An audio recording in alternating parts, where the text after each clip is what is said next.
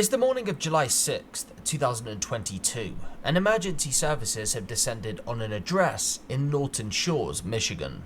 Reports had come in that a 15-year-old boy, Timothy Ferguson, had stopped breathing.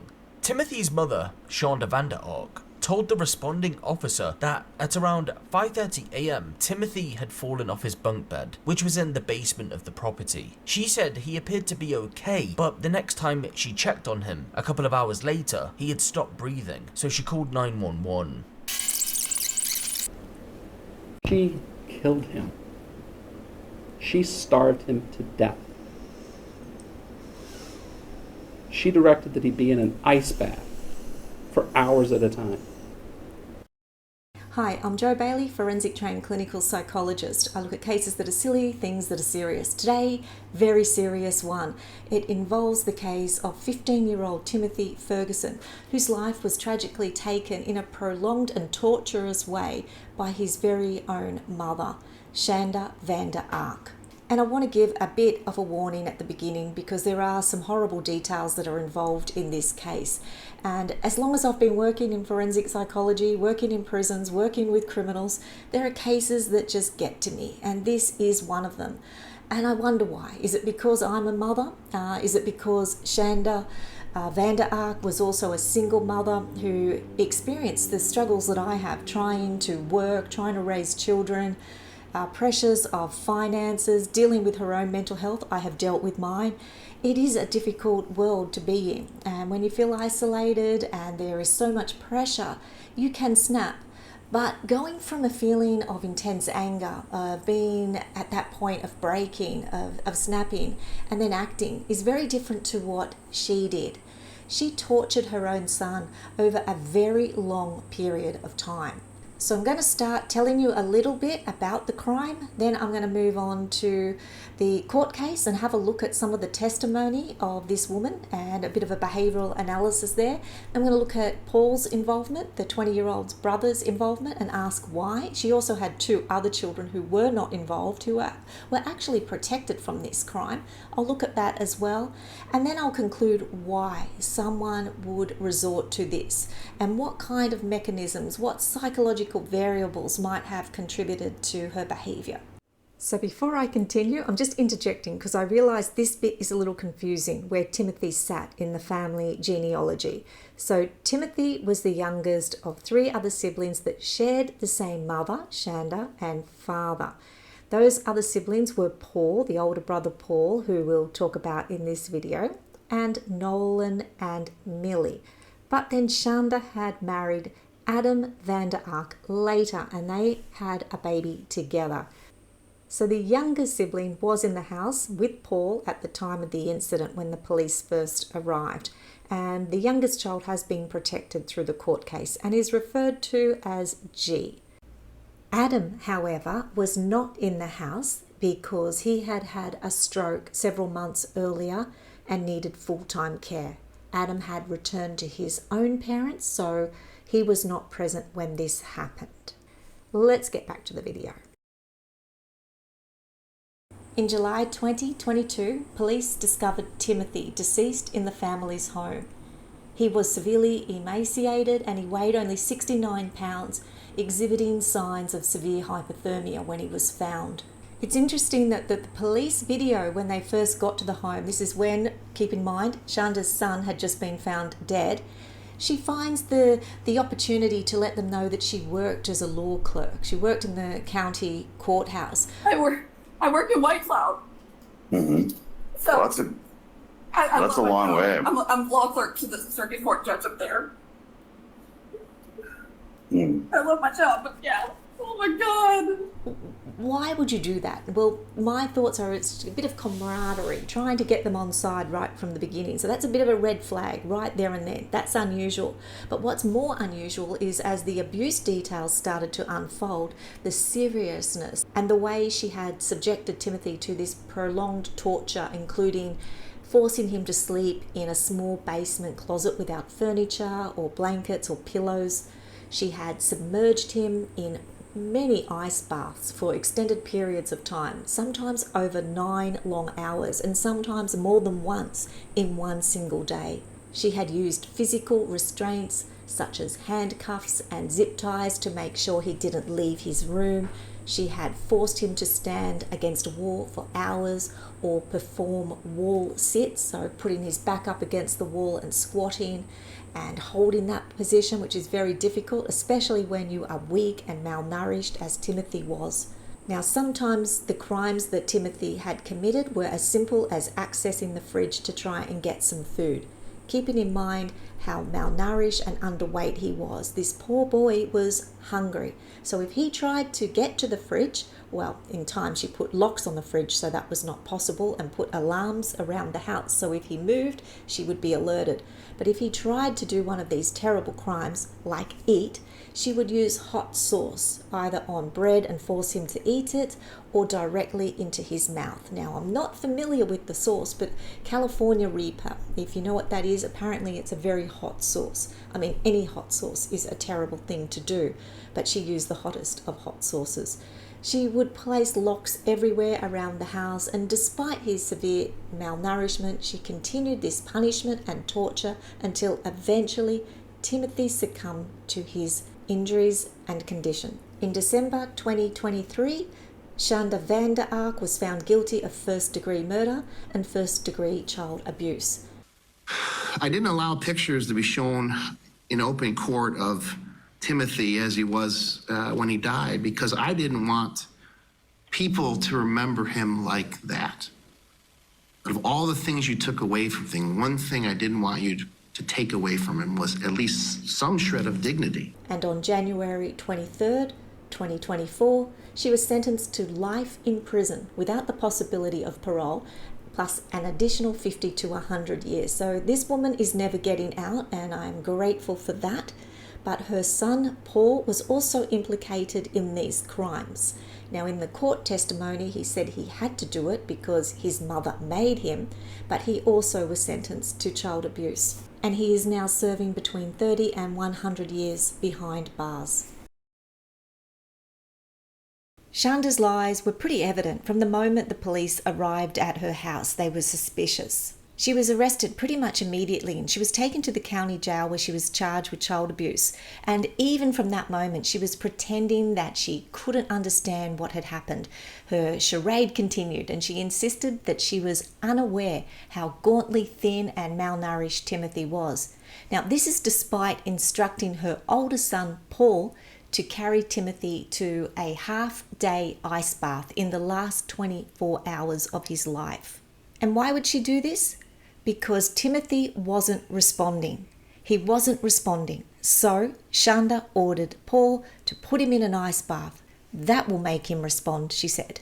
At this point, Timothy couldn't talk, Timothy couldn't walk, he had to be carried, and he could hardly breathe on his own. Yet Shanda put him in an 8.5 hour long ice bath. And this torture continued up until the final moments that Timothy took his last breath in a little closet on his own. I watched pretty much all of Shanda's testimony before Judge Matthew Cassell, and her demeanour was striking. She carried herself with this, I guess I'd say, an unsettling mix of detachment and defiance. And she attributed her confusion around Timothy's torture to her own PTSD, her own difficult childhood. And to be fair, she did have a troubled childhood. She had a sister, Paige, and both Shanda and Paige had been in foster care themselves. And Shanda alleges that during that time she had been punished with ice baths and deprived food as well. But Paige didn't turn out to be a psychopath. So look, whilst our environment and our childhood does shape us, it does influence who we become, it doesn't excuse actions like this. If anything, it should make her not want to inflict this same kind of punishment on her own son. And I think when we look at Shanda's profile, she meets the criteria of a psychopath or a sociopath insofar as she just didn't seem to have any human emotions, not dissimilar actually to Paul himself, who seems to have followed in her footsteps in that regard. In fact, in the court trial, the judge actually said Paul was one step short of being a psychopath like his mother. But at other times in court, she appeared quite composed, even stoic. But there were moments where her emotions flickered. Perhaps it was frustration, perhaps it was self-pity. But one notable part was where she was shown a picture of Timothy's emaciated state at the time of his death. And her reaction is a little difficult to accept, given she'd seen his emaciated state many times before. She was the one that made him this way over a period of at least 6 months, controlling his food and his movements. So when we look at her reaction, it is hard to believe it's genuine. She goes so far as what I think is fake vomiting. I mean, maybe I'm a bit harsh, maybe there is some remorse in there, I doubt it, but she pretends to vomit. She can't stand looking at the pictures and she needs a break. Have a look. This is hours before he dies, right? Yes, sir. You look like that when you put him in the bathtub?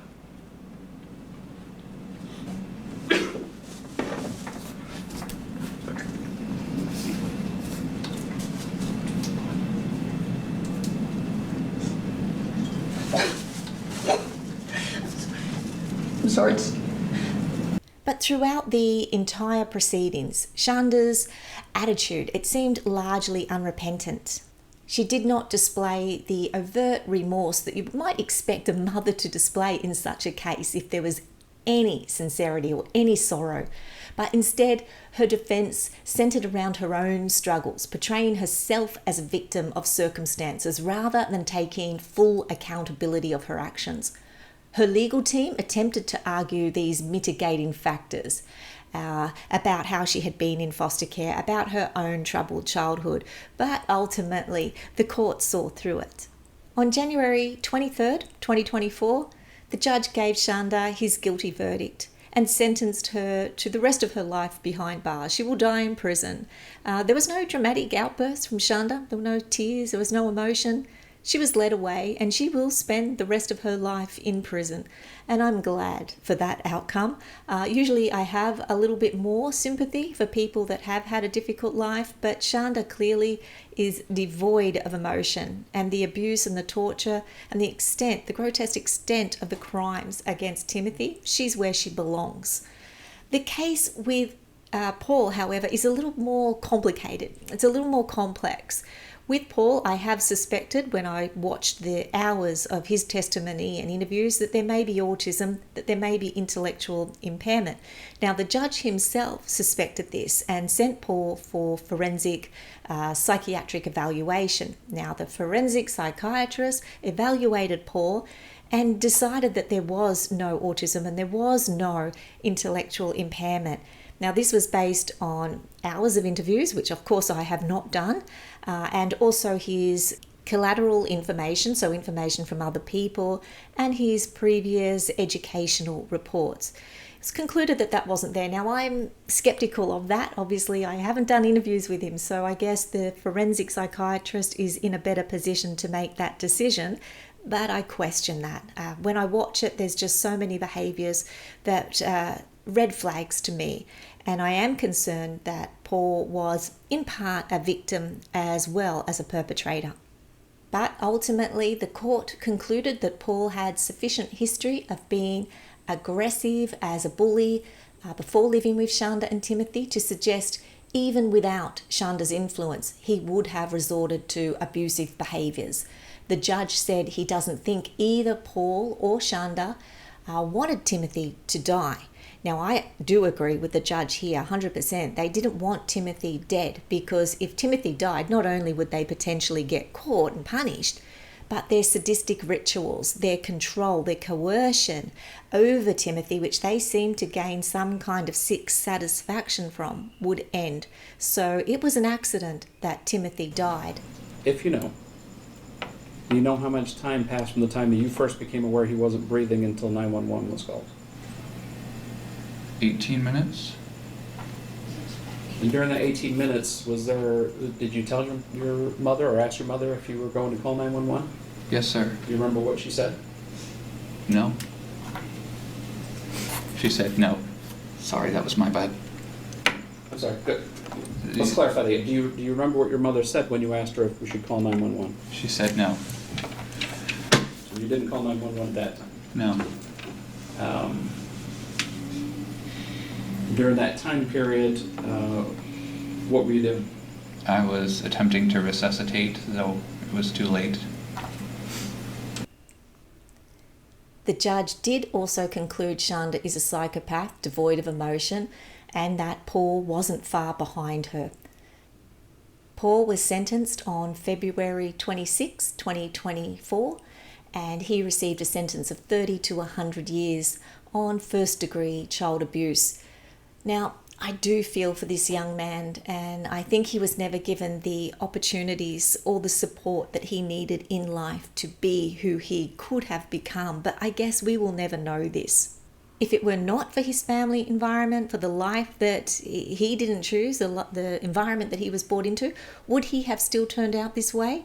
Well, the judge decided yes. The judge decided, notwithstanding Shanda's involvement, notwithstanding the coercion and control that she inflicted over him, he would still be an abusive, aggressive person and a danger to society. I'm not sure I agree with that, but I guess we can't tell. We will never know. But Paul definitely deserves to be behind bars for his part in this, but whether he deserves his entire life behind bars, I'm not sure. The other biological siblings, so Millie and Nolan, both offered heartfelt victim impact statements, and they apologised to Timothy for not being there to protect him. Once Timothy left the biological father's home, I suspect Millie and Nolan had no further contact. And I guess people might ask why. Why didn't they stay in contact? If they knew what the mother was like, why didn't they do more? But they were siblings, and they too were subject to that same unhealthy environment. Remember, they were removed from her care. All of the children were removed from Shanda's care in earlier years, and it was only more recently that Timothy had returned. So this is not on them, and I think the sad part is they feel the guilt of that. They feel the responsibility, which was never theirs to have. But they said in their impact statements that they wish they had have done more. They wish they had have known, and they wish they had have helped him. And they may continue to experience guilt and responsibility for the rest of their lives, and that's really sad. The guilt lies only with two people, Shanda and Paul, for what they did to Timothy. And I can only hope that Millie and Nolan are able to honour the life of Timothy by living their own fulfilling, healthy and happy lives. So let's now talk a little bit more about Paul Ferguson, who was 20 years of age at the time of Timothy's death. I think Paul is an interesting character because he is the one child that actually participated in the harm of Timothy. We have to remember that Paul also had a very troubled upbringing. He shared the same dysfunctional environment as the other children. Now, just because we share the same environment doesn't mean we all turn out the same. There are genetic links and there are environmental influences. And we know for sure that even when the children were living in the father's home, there were problems there. The school had raised concerns about Timothy's behaviour, and the other children eventually turned out okay. I believe Nolan is now married, and both Nolan and Millie made impact statements at court saying they didn't know about what was happening in the home. Also keeping in mind that when Timothy moved back to be with Shanda, his mother, it was a period of 6 months where this abuse started and really spiraled out of control. And the trigger there was when Adam, Shanda's husband, had the stroke and was no longer part of the family home and was incapacitated and had to go back and live with his own parents. Well, the abuse really started to spiral here. But Paul's involvement in this abuse is really curious. Now, at court, Paul said he had to do it. His mother made him do it. And I can only imagine that for a long time, Paul was conditioned to be a certain way by living in that environment. When I look at videos of Paul, I also question his cognitive capacity. I don't know this, but he just sort of strikes me as someone who may have had some kind of learning disability, which is in stark contrast to his mother, Shanda, who was highly intelligent and throughout the court trial boasted about her intelligence. You know, you testified yourself how highly intelligent you were. In fact, that's the only thing that you testified to that I think was actually true. You were quite proud of that, boasting how intelligent you were. She scored the second highest in her law class, and she was clearly manipulative and calculative enough to try and cover her tracks, although not very well.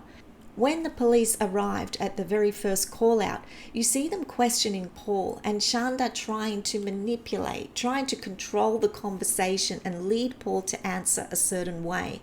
Watch what happens when Shanda hears the police officer asking Paul about the so-called hunger strike, which never happened. We know that they deprived Timothy of food, but watch how she quickly interjects here.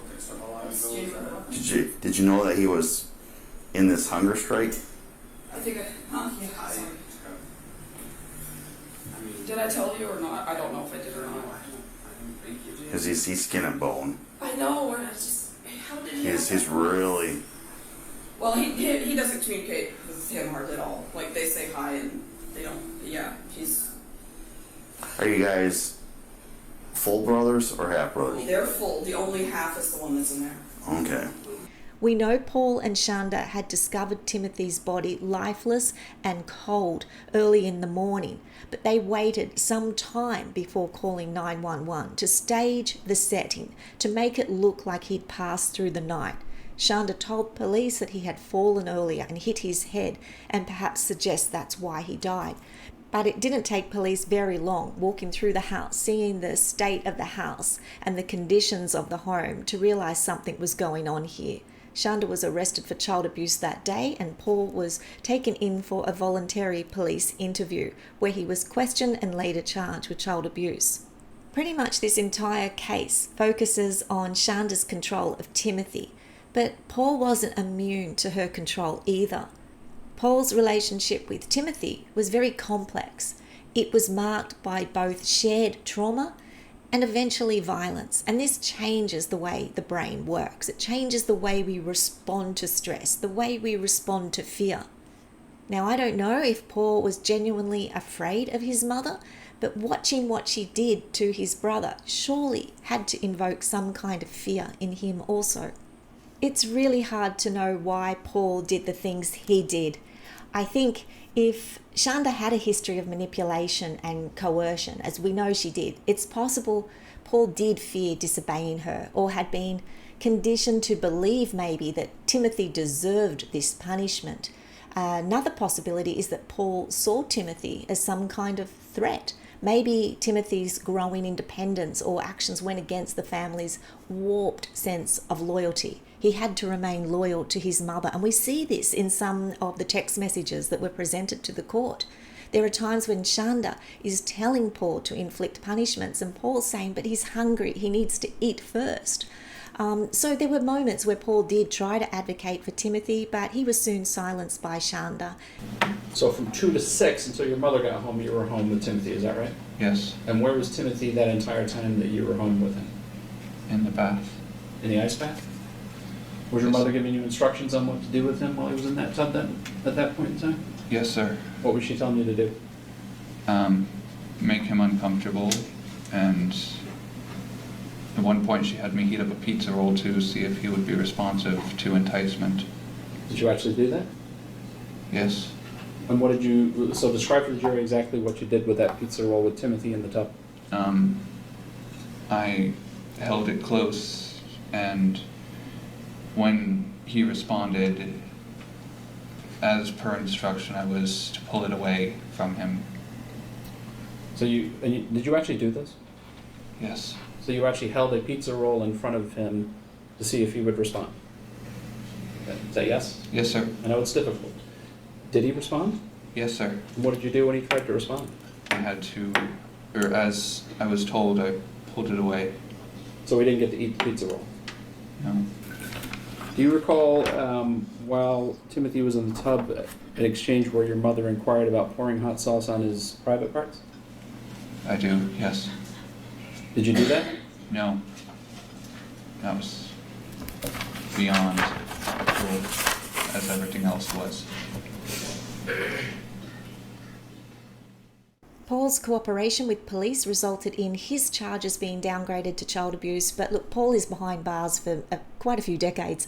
And unfortunately, there's part of me that feels for him, because I wonder, did he get the support? Did he get the help he needed from his mother? We know Shanda denied Timothy the medical intervention Timothy required. Timothy had diagnosis of autism, sensory processing disorder, bipolar disorder, speech impediment, autism, and he wasn't given any support. So it's quite likely, highly probable, that Paul had some psychological problems and needed support too, and was denied that. So there's part of me that feels sad for Paul, but ultimately he was a 20-year-old man.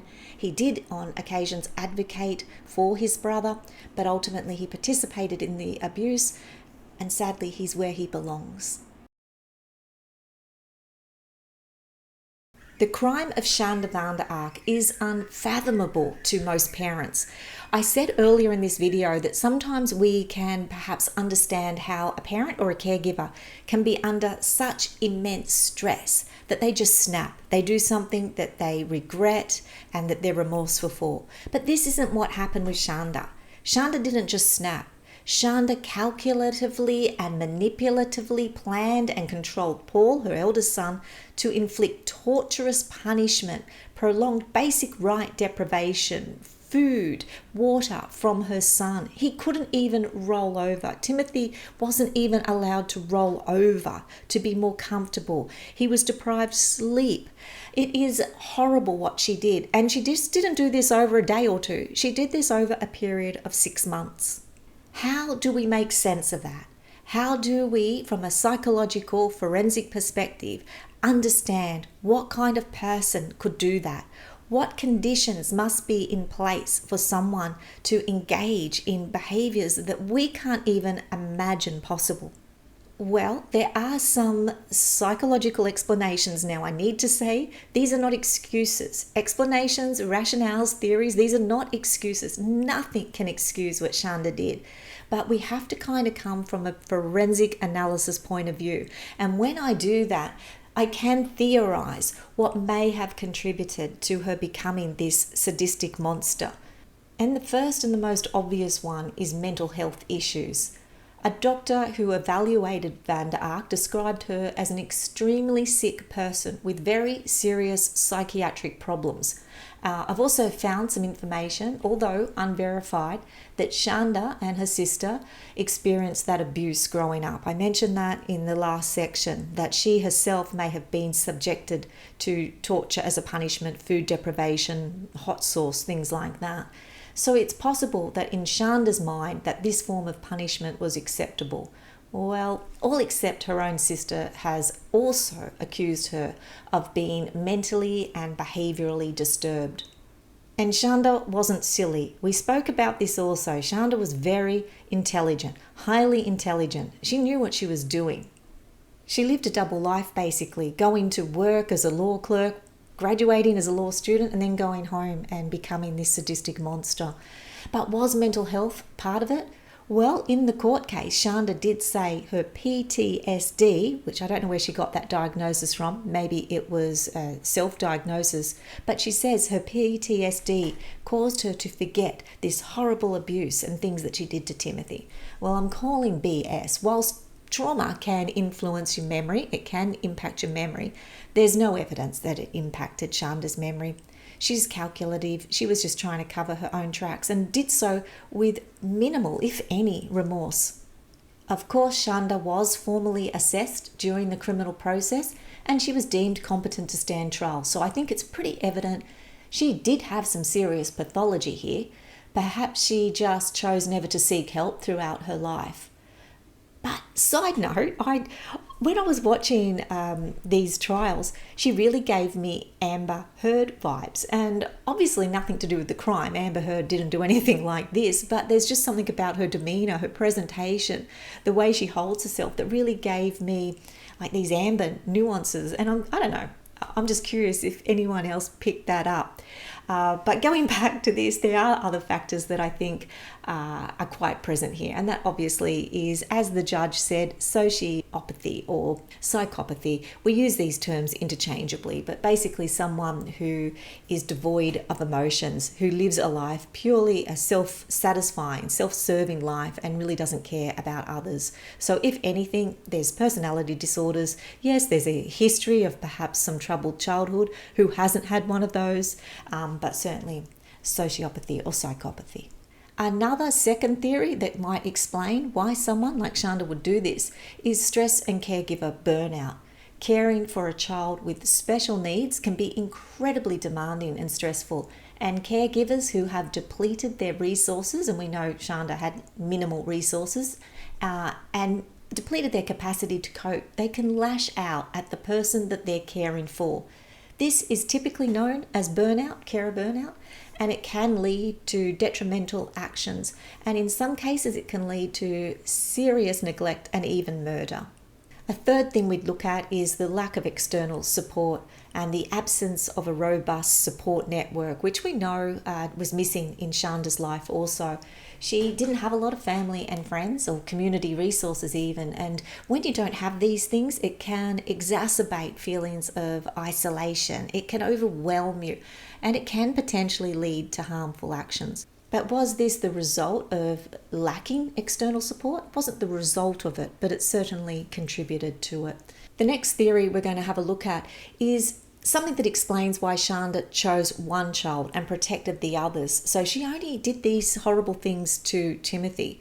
The others were not really touched in that way. So what explains this? Well, there is something called the scapegoating phenomenon in psychology, and this occurs when a parent assigns blame or negative emotions just to one child while sparing others, and this child may be seen as the cause of the parent's frustration, the reason that they are in the situation they're in. This child represents all the parents' failures and unhappiness, and I think in Shanda's case, Timothy, with his disability and high needs, was the perfect scapegoat child. Another psychological explanation would be the shared responsibility as a defense mechanism. So by involving Paul in the abuse, Shanda might have been trying to distribute or dilute her responsibility. So she's giving orders, Paul is following them. It's not all on her. She could say at any time, Paul didn't have to follow through. And she has transferred her responsibility over to him by not always engaging in the behavior itself. It makes it harder for him to report her also, because once he's involved, she's now got power over him. So this sort of shares the responsibility. And that kind of dynamic creates a toxic cycle of complicity where the co-offender rationalizes their behavior to avoid their own feelings of guilt. And in doing this, Shanda also is getting control of the situation, minimizing her involvement by putting some of that on her other son, which in itself is abusive, right? And this same theory could be used by Paul and was used by Paul during his court proceedings. He said a bit of the Stockholm syndrome, that he was identifying with his mother. He had grown up in that environment. He was coerced. He was manipulated. He was controlled. And he then is also attributing some of the responsibility and blame back to his mother. So they both kind of use this shared responsibility as a defense during their trials. Do I buy it? Not for a minute. I apportion blame to both of them, guilt to both of them. I do tend to load that a little bit more on the mother's part, but Paul is not innocent either. So, they were both complicit. So could this have happened without Shanda's psychopathological personality, her psychopathy, her lack of empathy, her desire for control and sadist behaviours? I would say not. She was someone who was already unwell, but then Adam leaving the home, Timothy's high needs, her stress, her carer burnout, all these things. It's like the perfect storm. But ultimately, her psychopathy, her lack of empathy, and these sadistic tendencies were the underlying and necessary condition for her to engage in the behaviours that she did and ultimately kill her own son. Whilst these factors provide a bit of an overview, a bit of context into why Shanda might have done the things she did, The real reasons, the true motives, are a subject of investigation and speculation. I guess we will never know what makes someone as evil and as vile as what she was. The judge in this case summarised when he was giving his final words something that I think I will end this video series on.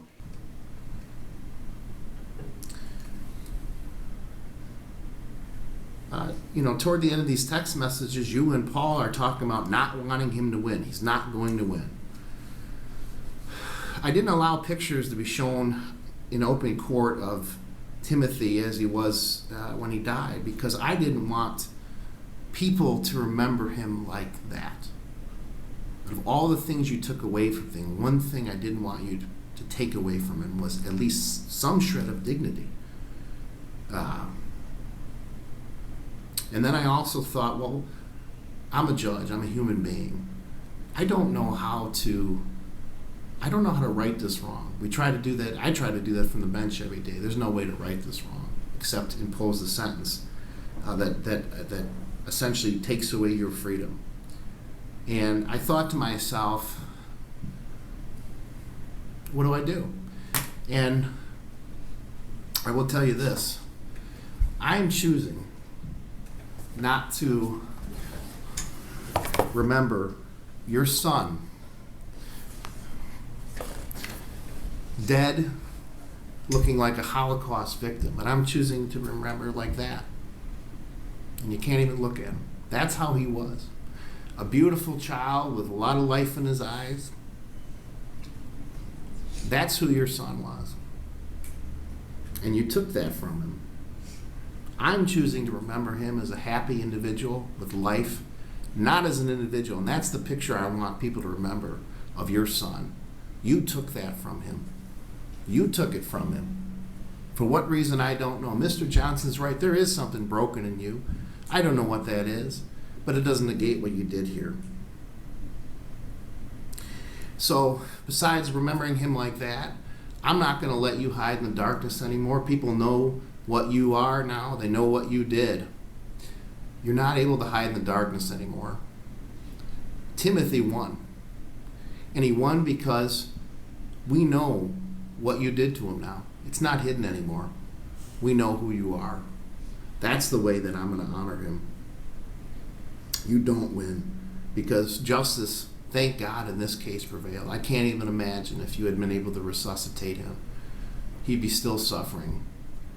So if there's anything I'm grateful for, would be that he finally passed away so you couldn't continue to torture him like you did.